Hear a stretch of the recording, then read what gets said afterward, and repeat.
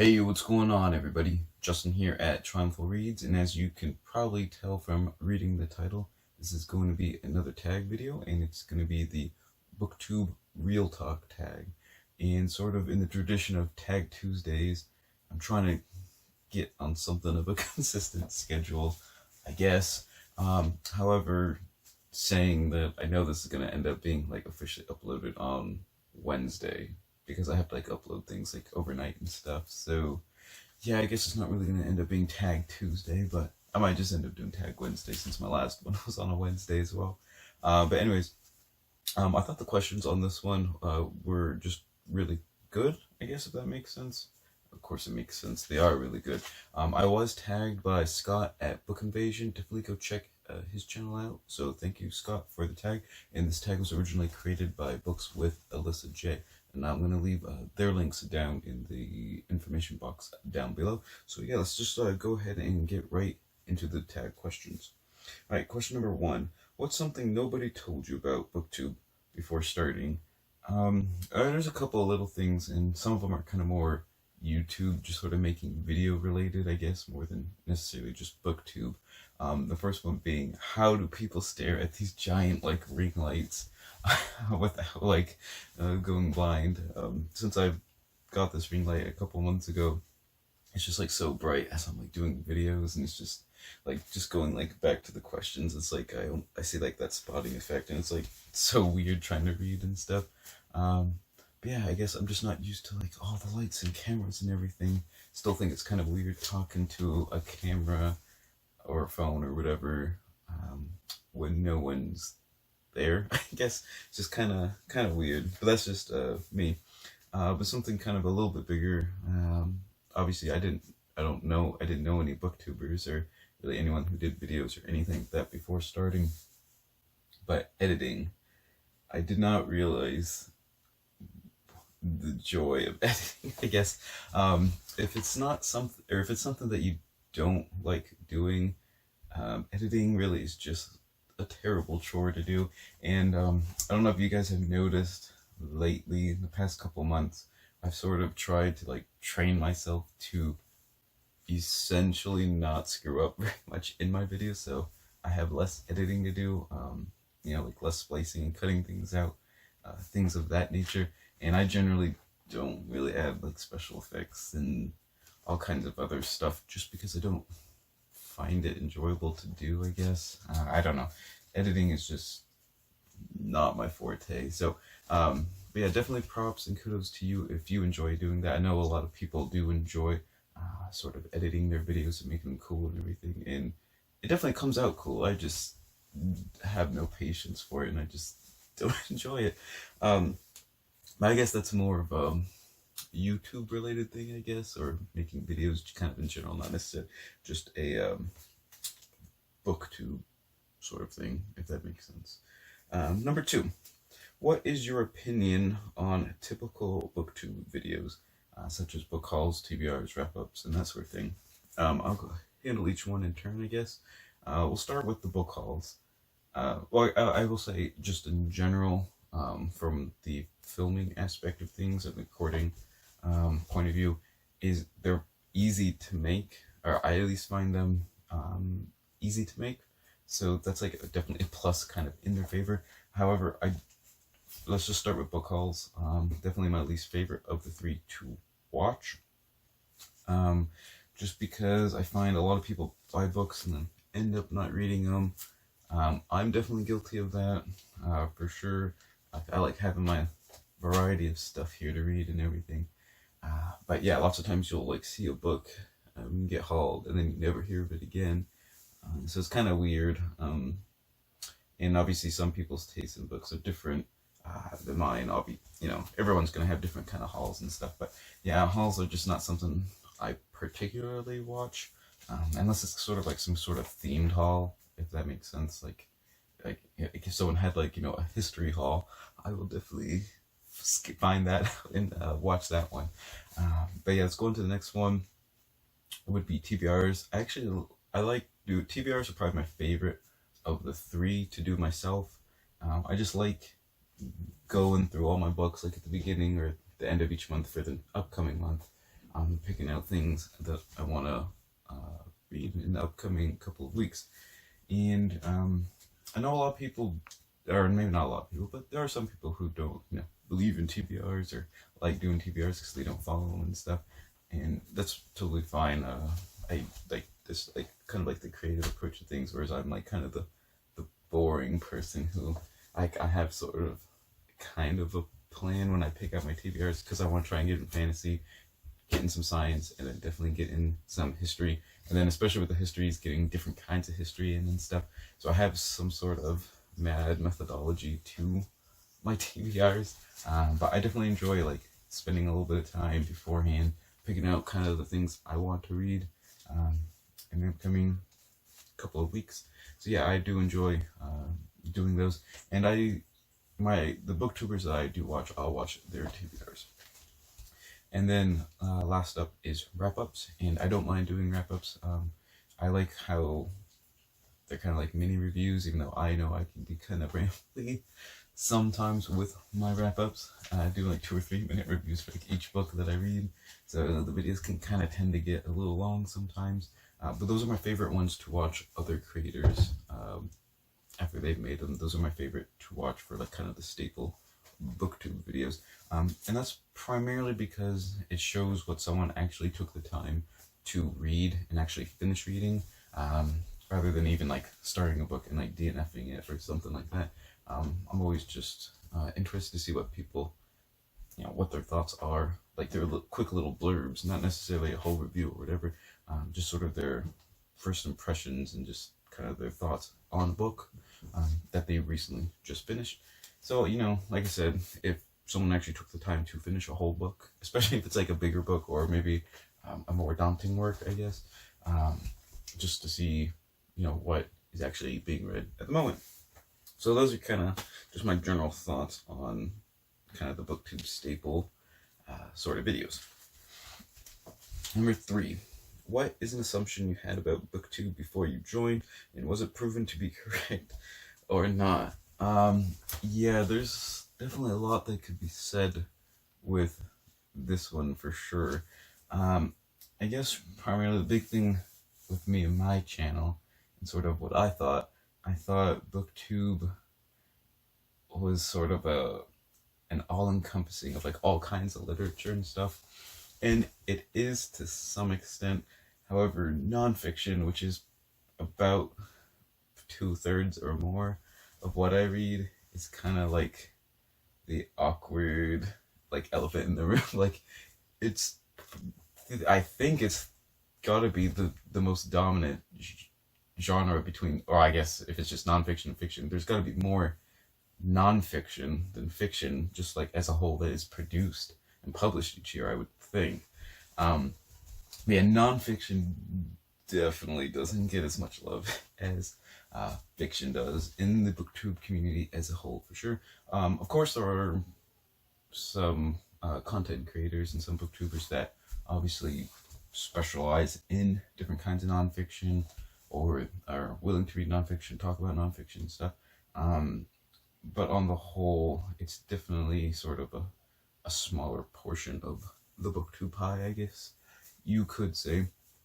And not that it makes me sad, but I just think, I don't know, I'm just so passionate about like nonfiction. I just think people could benefit to like try new things and branch out a little bit more. But yeah, just an example from my own experience. I never used to read the sciences pretty much at all, unless it was for college or something weird like that, because college is so weird, I guess. Apparently. But anyways, like the life sciences, particularly like on nature, the environment, in the animal kingdom, especially those topics, have become like probably my second favorite genre of books to read. So yeah, just from my own experience about like branching out and trying new things. And obviously, if with nonfiction, there's so many different facets of nonfiction. I mean, you have science, you have history, you have biographies, memoirs, like political stuff, true crime. You got all kinds of things with nonfiction, like all the self-help, all the business, everything like that. There really is something for everyone with nonfiction, just as there is probably for fiction. So I guess I just assumed there would be more nonfiction on Booktube before I started. I think if I remember correctly, I saw a couple of Booktube videos like in November of 2017 or something. I didn't realize it was actually like a big community type thing until like December, like maybe a couple weeks into December, and then I was like, yeah, I can do that. Sounds like something I'd enjoy. I'm just gonna like try it, and then I made like my Booktube channel like the first week of January in 2018. So really going into it, I hadn't really been involved with the Booktube community. I hadn't even been like a lurker or anything. It was just something I found out, and then a couple weeks later, I was like, yeah, I might as well just try it. It looks really fun. Looks like something I'd like to do. Talk about books and stuff. So yeah, coming into it, I didn't have like a lot of like knowledge beforehand about the Booktube community. Another assumption that was maybe it wasn't really assumption. I guess I didn't realize this is more like on the book Twitter. I guess the level of drama. I guess there's just no way to like get around it. I think that's just Twitter in general, but like the book Twitter side of my Twitter feed is always there's like almost always something on at least a weekly basis of something that has to like get everyone like riled up and stuff. And sometimes it's definitely deserving of attention, if that makes sense. A lot of times, maybe not so much, or at least not to the degree that people are getting bothered by it and everything. And I don't know, it's just kind of makes me use Twitter less in a way. Like my Twitter like usage is just paltry to say the least. I think I've had it for like over a year. My Trumple Reads one, and I think I have like maybe 300 or 400 tweets like combined. So yeah, definitely could be a lot more active, but I guess I didn't realize going into that like how different it would be from just like my regular stuff. So that was just kind of another assumption that I had. All right, so that's probably good for number 3. Number 4, what is something you've done that's actually helped you grow your audience? I have absolutely no idea. That is the wrong question to ask me. I've literally, since I've started, I've had almost like no spikes like in my audience growth. The only time I've had like any spike at all was when I got a shout out from SFF 180. When he gave me a shout out like 2 or 3 months ago, maybe I guess it wasn't probably that long ago, maybe like 4 or 5 weeks ago. I think I got a spike of like 50 or 60 subscribers, which in the grand scheme of things isn't. I mean, obviously it's really cool for me because like like I said, I've never had any kind of like jump like at all. But in the grand scheme of things, that's pretty small. None of my videos have really like taken off. I guess like everything is just kind of slowly, just kind of accumulating, which is fine with me. But I'm just saying, I don't ask me about like ways to grow your channel quickly or anything like that. I have no idea how YouTube, what the secrets are to any of that. Because there are a lot of channels that I follow and stuff, and I always wonder how they're not like exploding or getting bigger, just like with the content that they put out. So yeah, I have no good answers for you, so I apologize for that if you were looking for some sort of just wise answer to that, because I don't have one. Number 5, what is a common mistake you see new booktubers making, or one that you made? All right, so I'll start with one that I made, and then another one for that I see sometimes. So the first one for me that I made was I had a terrible channel name. Like it was literally the clunkiest channel name ever. It was Triumph. If you guys have been following me for like a long time, you'll remember my channel name used to be Triumphs of History and Fantasy, which just rolls right off the tongue, doesn't it?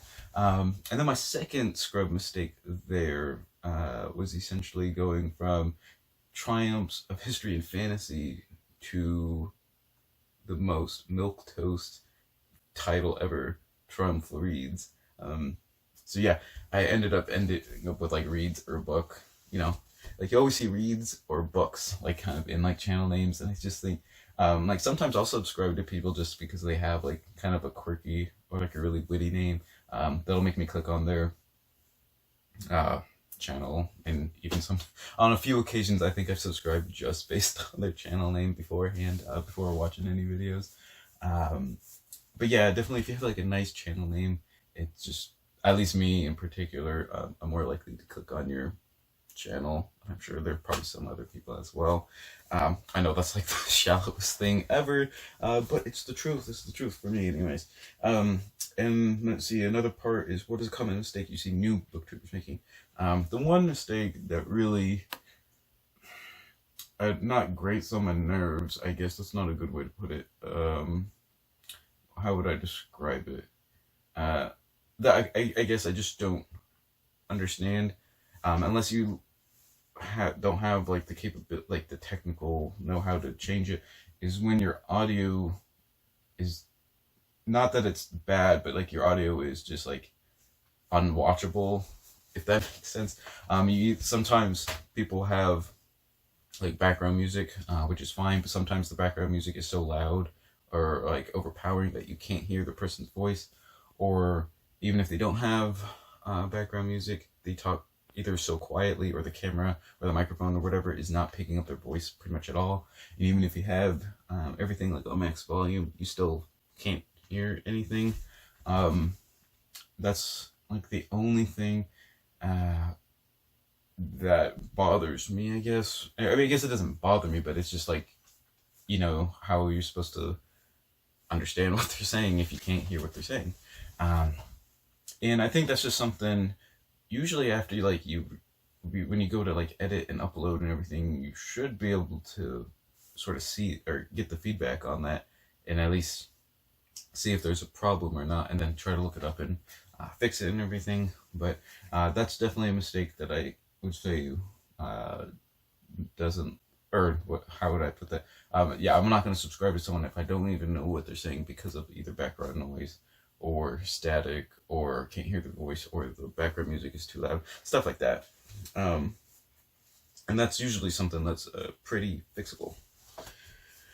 All right, let's see. Number 6, what are your thoughts on working with publishers and sponsorships? Well, working with publishers, well, actually, let's start with sponsorships. I don't work with any sponsors or anything, and I guess I wouldn't really have any I don't have a problem with anyone else doing it, I guess, as long as you just, say you're doing it, like, up front. Like, yeah, obviously promoting some sort of product without talking, or without, mentioning that beforehand is kind of shady. But I don't think many people really have problems with it if, it's a legit thing and you bring it up beforehand. And especially like if you use the product or you tried it out and, say it's like halfway decent and whatever. Yeah, I think as long as you're just like upfront about it, no one really, or I don't really care anyways. With publishers, it's kind of the same thing. I haven't had like a bazillion, like, what do you call, like, books like sent to me and everything. I've actually turned down quite a few just because they're not things that I think I would be like interested in, stuff like that. I have done some history books and some nonfiction, and a couple fantasy books that I agreed to. But like me personally, as long as I tell people, the publisher, or like early on when the author sent me it, but now it's like if some sort of marketing agency or the publisher sends me a book, I just tell everyone they sent me the book, and I'm still good. I always say I'm gonna give an honest review still, which is, I don't know. I guess people that get the book, and I guess if they're bigger and they make money off of it too, just to sort of say they like the book even if they didn't like read it, or they actually didn't like it, or it's a terrible book or whatever. I guess that's pretty shady too. But yeah, like I kind of see, like I used to do a lot more reviews, and actually, let me get back to reviews in just a minute after this one. I used to do a lot more reviews, and with the website, I do some review, or obviously it's like a reviewing website. The whole point is just to be honest and stuff. So I guess as long as you're still being honest and truthful, which obviously you just gotta take the content creator at their word for it. But I don't see anything wrong with obviously receiving books from publishers, or even doing paid reviews, as long as you're, still being honest about the review. I mean, that's literally the whole point of like marketing and stuff. So I don't have any problems with it. And I guess, okay, back to reviews. That is something nobody told me about Booktube before starting, was that reviews are also like another elephant in the room. Because you'd think beforehand, like I said, I didn't like look into Booktube that much before just kind of jumping in and starting my own channel. But yeah, I guess I thought like reviews and summaries and like critiques and like analysis, and what's the plural of analysis? Analyses were going to be a lot more predominant on Booktube, and they're clearly not. If anything, reviews are usually, and most people do agree that reviews, obviously they're a little bit more work than some of the other kind of videos. Just because you got to kind of put your thoughts together and stuff, so you don't sound like a complete scrub like I do sometimes. But they generally get the least amount of views, at least in the short to medium term. There are some cases, like I have a couple book review videos that they have not taken off, but they kind of slowly accumulated like over time. But I would say the majority of them hover, like probably 3/4 of them hover in like the bottom tier of like all my videos in regards to views and stuff. So I can definitely see why people don't do them. I've slowed down quite a lot. I'm going to try and bring back, like I said, when I have a consistent-ish schedule, I want to do something like Sunday reviews or something, to maybe do like one book review a week of like just like a book I really liked recently, something like that. But yeah, I definitely don't blame people for not doing reviews, because, well, I don't see why people would. I mean, I don't see why they should put in all the extra effort into doing it if they're not getting as much out of it. Obviously, if they enjoy doing the reviews and the kind of the process of doing reviews, that's a little bit different. But yeah, overall, just I guess no one told me that reviews were kind of just the awkward type of video that seems like it would be like the main thrust of Booktube, but it's not. And it's not necessarily even just book reviews, but like I said, anything that kind of deals with sort of a character analysis, or like dealing with actual things, dealing with like literature, like plot and stuff like that, just don't seem to do well, just from what I've observed. So yeah, that's just something I guess no one told me before starting it, which I think is just kind of counterintuitive. And I think part of that, I think in a way, part of that is the dynamic of fiction being a lot more popular than nonfiction, because a fiction review is kind of an inherently tricky thing, in the sense, because it has to be, it's either a spoiler free review, or it is a spoiler revealing review. And someone who's not read the book, there's not really a purpose to the spoiler one, but it's really hard to do a legit book review without spoiling some things in a fiction related work.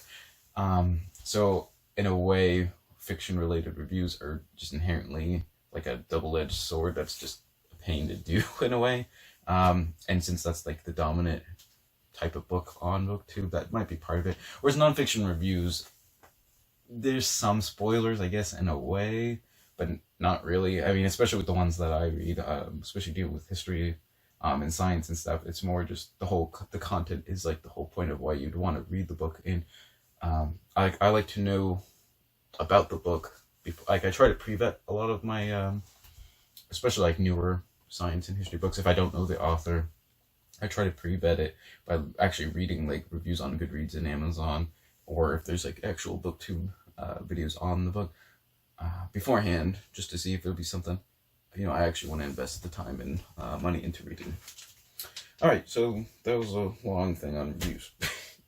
Oh my goodness. At number 7, do you feel Booktube is dying? Well, that's clearly a no in a way. Booktube is definitely not dying. If anything, the thing is, I would describe it more as it's growing, and I assume it must be like accelerating because just like the booktube newbie tags, just like seeing how many, even if many of these content creators don't continue on with it, just the sheer volume of it is quite impressive. But like I said, I've only come into it for about a year and a half now, and I have like no prior background knowledge to the booktube community and stuff when it was more of a smaller niche thing. Not that it's really not a niche thing still, but it's at least like a really big niche at this point. But yeah, I would not say it's dying. I would say it's going through growing pains, if I had to guess.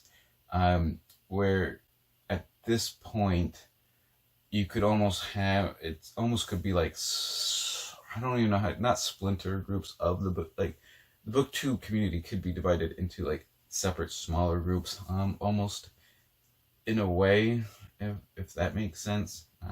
Maybe not, but yeah, I would describe it more as growing pains, and it's trying to kind of, I would say it's trying, like a lot of content creators are trying to sort of recreate it so it's not the same thing over and over again. Because I do think there would be a difference between, a couple hundred people doing the same, maybe not the same, but very similar videos for a couple of years, and then maybe several thousand now, at least, minimum, all doing the same or similar videos. So kind of to almost like not recreate a new identity, but sort of redefine, no, just redefine the identity, I guess, of booktube. I think that's sort of what's happening at the moment, I guess. If just, trying to be like someone that's like in booktube and also, observing it from the outside, I guess, how they would look at it. But like I said, I don't have a lot of prior hand knowledge before booktube, beginning of 2018. So I don't really know what it was like even like 4 or 5 years ago, let alone like when it started 6, 7, 8 years ago. But yeah, I would say it's going through growing pains, just because I do think it has had a rapid growth, and it is, booktubers are definitely doing different and exploring new things. Maybe not the majority, but there are definitely different groups doing different things on booktube. But yeah, I'd say it's not dying, it's going through growing pains. All right, and number 8, tag some people. And of course, I'm really late to the party. That'd be another tip for bonus pro tip for new booktubers. Don't be super late and jumping on all these bandwagons with like really popular tags and stuff like that. Like I totally am, because you lose out on all the momentum. And a lot of people I were going to tag have already done this tag or some version of this tag, so I can't tag them, but I'm going to tag these 5 booktubers. I'm going to leave their links down below. You should definitely go subscribe to them. They're booktubers that I enjoy watching. And we have Adrian and Dalton at Strip Cover Lit, Sam at Sarcasm and Sci-Fi, Tom at TJ Reads the Stars, Alex Black, and Sean the Book Maniac. But yeah, you guys should definitely go check out those 5 booktubers. They're ones that I do watch and enjoy their videos, so I encourage you guys to subscribe to them if you haven't already. Just tell me what you guys thought about this tag video. I know it was kind of started getting rambly towards the end. I thought I was doing halfway okay, but I'm just gonna start babbling on and going down rabbit holes and tangents and stuff, which I definitely did. But yeah, tell me what your thoughts are to some of these questions, or if you've done this tag, leave a link, comment and link down below. I know this has been a pretty popular tag in the past couple of weeks and months. But yeah, I'd be glad to go check out your videos as well. And also let me know of any tag videos you'd like me to see. I want to try and make Tag Tuesdays, even though I know this is going to be Wednesday when it comes up. I want to try and make Tag Tuesdays like actually a consistent thing on my channel. And I have, I think, 4 or 5 more lined up. Not filmed yet, of course, but I would like just some of your ideas on tags that you'd like me to do in the future. So yeah, just leave some comments down below about that. And yeah, just whatever you guys end up reading, just remember, read victoriously.